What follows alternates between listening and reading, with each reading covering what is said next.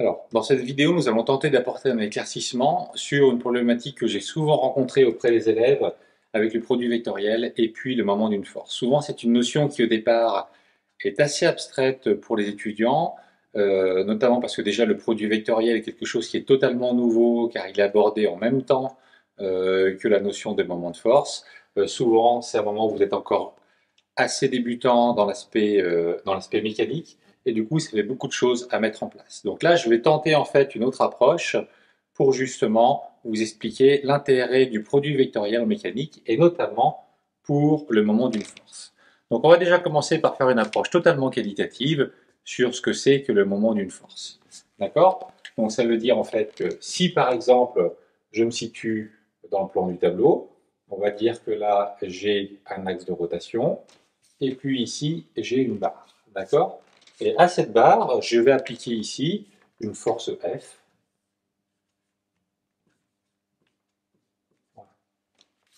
Donc là, je vais déjamber quand même. Là, vous voyez, j'ai ce qu'on appelle un pivot d'axe. Donc là, en fait, je ne respecte pas forcément la norme de représentation d'un pivot d'axe. En fait, je vais le faire quand même, rajouter ici quelque chose avec un bâti. D'accord? Donc si je fais ça, si j'applique cette force et que je peux tourner ici, ben, qu'est-ce qui va se passer? La barre elle va tourner. Donc, ça veut dire qu'à un autre moment, ici, je vais avoir la barre qui va opérer cette rotation. Si j'applique toujours ma force, voilà, la barre va tourner selon les limitations mécaniques et physiques de notre dispositif, soit tourner complètement, soit s'arrêter à un certain moment donné, soit s'arrêter de tourner lorsque la force arrête de s'appliquer dessus. D'accord? Si maintenant j'applique une force F, mettons par exemple, je vais l'appeler F1. Si j'applique cette force F1 ici, ben cette fois-ci, la barre va se mettre à tourner dans l'autre sens. Donc cette fois-ci, j'aurai un sens de rotation qui sera comme ceci, avec ma force F1 qui est toujours appliquée là. OK? Voilà. Donc là, il va falloir en fait que j'arrive à regrouper l'ensemble des informations qui peut me permettre de décrire en fait la mise en mouvement de cette barre. Donc la mise en mouvement de cette barre, déjà, je vois, c'est de la rotation. D'accord? Donc ça, c'est le truc principal. Donc dans la rotation, quelles sont les informations dont je vais avoir besoin? Bah déjà, une information que j'ai décrite ici avec ces forces F et F1, c'est le sens de rotation. D'accord? Donc j'ai besoin de savoir ici le sens de rotation.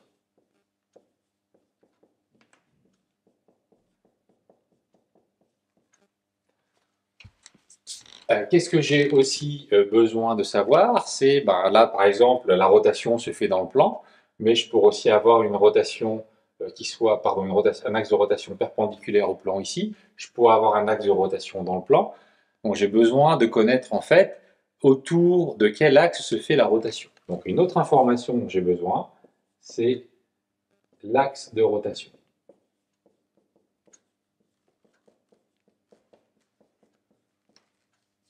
Et puis une autre information que j'aimerais mettre en place, c'est aussi quelque chose par rapport à la mise en mouvement. D'accord? Donc quand je suis avec une force, c'est ben, quelle force je dois appliquer pour que ça se mette en mouvement. Si par exemple le système que j'ai là, c'est un servomoteur, ça va être ben, quel couple et donc quelle force je peux mettre au bout du bras de ce servomoteur pour actionner telle ou telle partie mécanique. D'accord? Donc il y a quelque chose à voir avec justement les actions que je vais mettre sur ce bras de levier. Donc ça en général, ça va se traduire par, je vais l'appeler comme ça pour l'instant, d'accord? Ça reste très vague, mais c'est l'intensité de la mise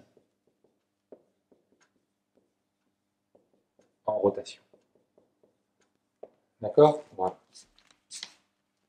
Alors finalement, vous voyez, avec ces trois informations, euh, qu'est-ce que j'ai? Bah, du coup, j'ai ici, alors je vais le marquer ici, là j'ai le sens, là j'ai la direction,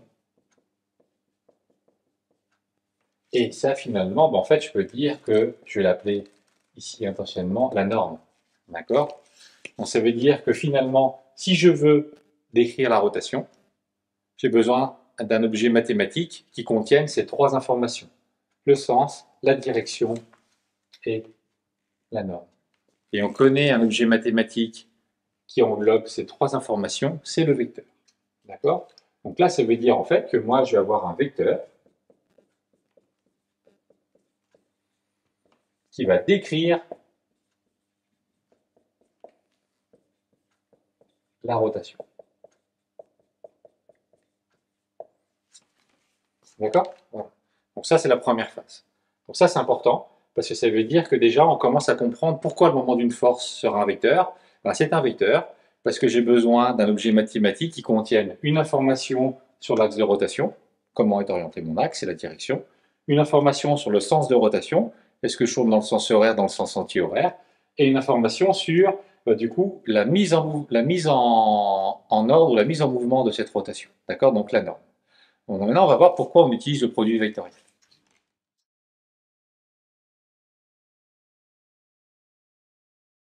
Pour comprendre l'intérêt du produit vectoriel, j'ai dessiné cette fois-ci mon dispositif en perspective. Donc les lignes bleues que vous avez ici, ça représente en fait le plan qui contient en fait le pivot, la barre sur laquelle je vais appliquer la force F. Ok? Donc si je regarde ici, en fait ça me permet de voir, de visualiser plus facilement ces trois informations. Donc on sait déjà qu'on a besoin d'une information sur l'axe de rotation. Donc l'axe de rotation, finalement, je peux le dessiner comme ça. Donc ici, voilà, j'ai cet axe de rotation qui est là. Donc ça, c'est l'axe de rotation.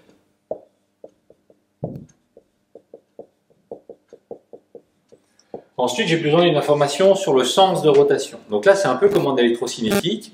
Je vais devoir établir des conventions. D'accord? Donc la convention, souvent en mécanique et en physique de manière générale, la convention, c'est que le sens trigonométrique, c'est le sens positif. D'accord? Donc ce que je vais faire ici, c'est le sens trigonométrique, c'est le sens anti-horaire. Donc toujours, je suis dans le plan du tableau. Mon sens positif, il est comme ça. Mon sens négatif, il est comme ceci. D'accord? Et la convention est que si je suis dans le sens positif, c'est-à-dire le sens trigonométrique, je vais avoir un vecteur, ce vecteur donc, qu'on a présenté tout à l'heure, qui va être dirigé vers le haut. D'accord? Donc pour l'instant, ben, je lui donne pas de nom, d'accord? On va l'appeler, enfin si, on va l'appeler M, puisqu'on parle du moment d'une force, d'accord?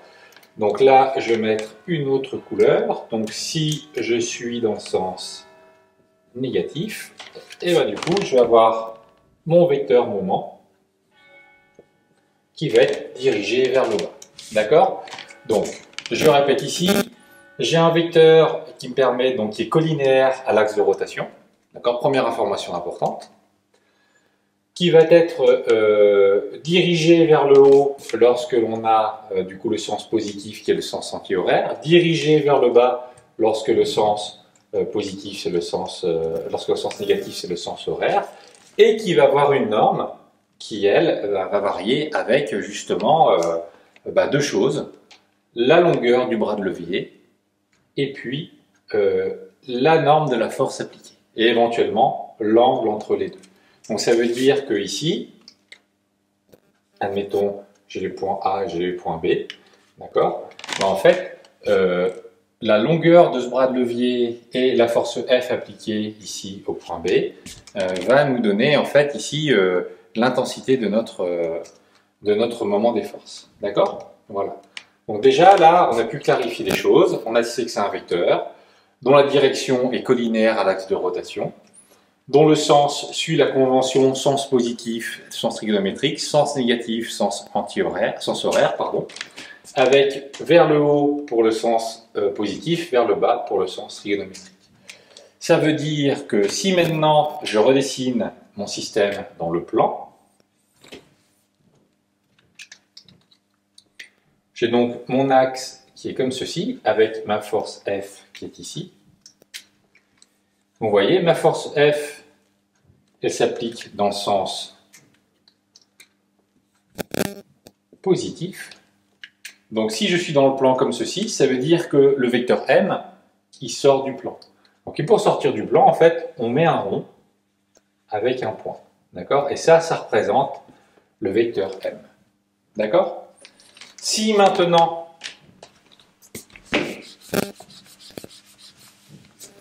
je vais dans le sens horaire, donc là je redessine mon plan.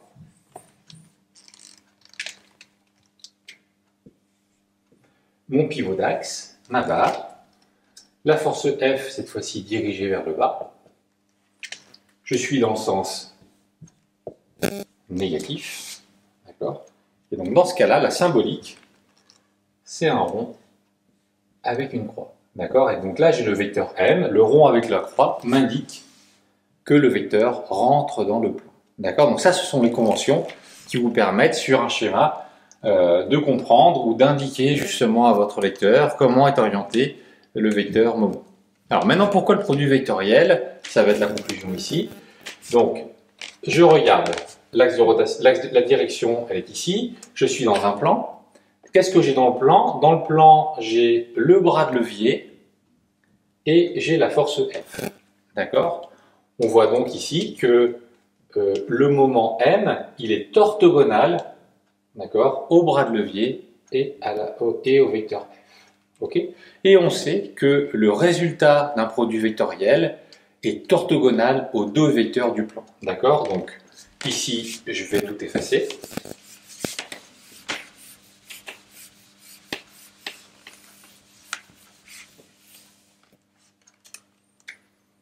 Si je redessine un plan avec un vecteur U et un vecteur V, d'accord, et que je fais en fait U vectoriel V, U vectoriel V, ça donnera un vecteur W, comme ceci, qui est orthogonal aux deux autres vecteurs. D'accord? D'où l'intérêt en fait d'utiliser le produit vectoriel pour traduire le moment d'une force, puisque en fait on voit que le vecteur qui donne toutes les informations d'axe de rotation, de sens de rotation et on va dire d'intensité pour la mise en rotation, sont contenus dans un vecteur qui est orthogonal au plan qui contient le bras de levier et la force F. Voilà pourquoi en fait on utilise le moment pour justement le produit vectoriel pour décrire le moment d'une force. Donc maintenant on va conclure, on va présenter du coup la formule du produit vectoriel pour le moment d'une force.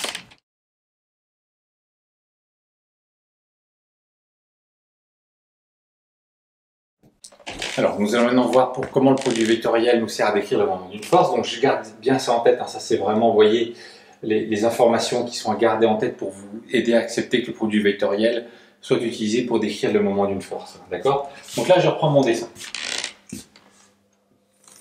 Donc, on va être un peu plus concret ici. Donc ici, j'ai un point A. Là, j'ai un point B. Entre les deux, j'ai une tige. Et puis, je vais appliquer une force F au point B. D'accord? Donc là, hop. La force F au point B. Donc, je vais avoir une rotation autour de l'axe A. D'accord? Donc ici, je sais que mon moment M sera comme ça. Il sera ensuite donc dans le sens positif qui est comme ceci. Donc, j'aurai mon vecteur moment de la force.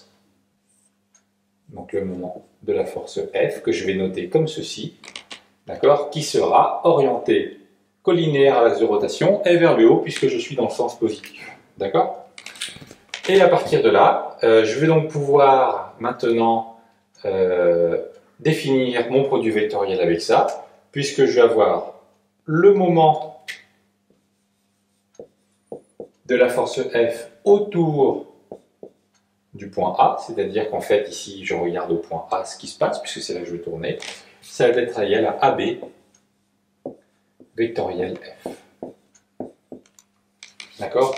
Voilà comment avec ça, en fait, je peux déterminer le moment de F en A. D'accord? Donc voilà comment le produit vectoriel est utilisé pour décrire le moment d'une force. Ok? Si par contre je retourne, alors ça c'est important, ce sont des propriétés du produit vectoriel, je ne vais pas toutes les détailler ici, mais si je veux mettre le vecteur F en premier, il va falloir inverser l'ordre des lettres. Donc vous pouvez aussi faire F vectoriel BA, et dans ce cas-là, si F est en premier, la première lettre du vecteur, c'est le point d'application de la force. Si F est en deuxième, la première lettre du vecteur, c'est le point de l'axe de rotation. Ok? Et à partir de là, ben, du coup, je vais pouvoir en fait ici déterminer déjà l'intensité de cette force, ben, du coup, ça va être la norme de AB fois la norme de F, sinus ici de l'angle ABF.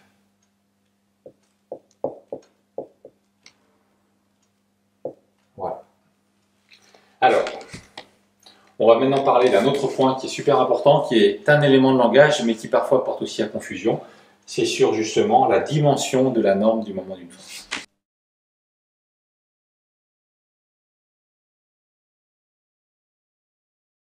Alors, si on reprend notre formule ici, on va faire une petite analyse dimensionnelle. D'accord? Donc, ici, j'ai quelque chose qui est en mètres. Donc là, j'ai une longueur. Ensuite, ici, j'ai des newtons. Et puis là, un sinus, c'est 100 dimensions. D'accord? Donc, ça veut dire en fait que la norme du moment d'une force, okay, ce sont des newtons mètres. D'accord? Et là, certains élèves se disent, bah tiens, le moment, c'est une énergie. D'accord? Et là, justement, il faut faire attention. Le moment, ce n'est pas une énergie. Le moment, ce n'est pas le travail d'une force. D'accord? Alors pourquoi? Parce que maintenant, je vais reprendre la formule du travail d'une force.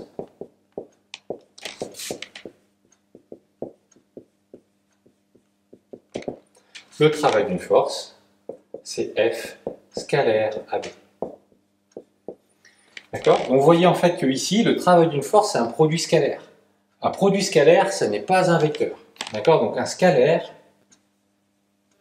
ici, c'est différent d'un vecteur. Donc le produit scalaire, il traduit bien une énergie, d'accord? Et qui est en newton-mètre. Hein. Je vous rappelle l'unité ici, on voit bien ce sont des newton-mètres. La norme du produit vectoriel, ce sont aussi des newton-mètres, mais ce n'est pas un travail. D'accord? Par contre, quelque part, on peut dire que c'est l'énergie à mettre en œuvre pour mettre en rotation quelque chose.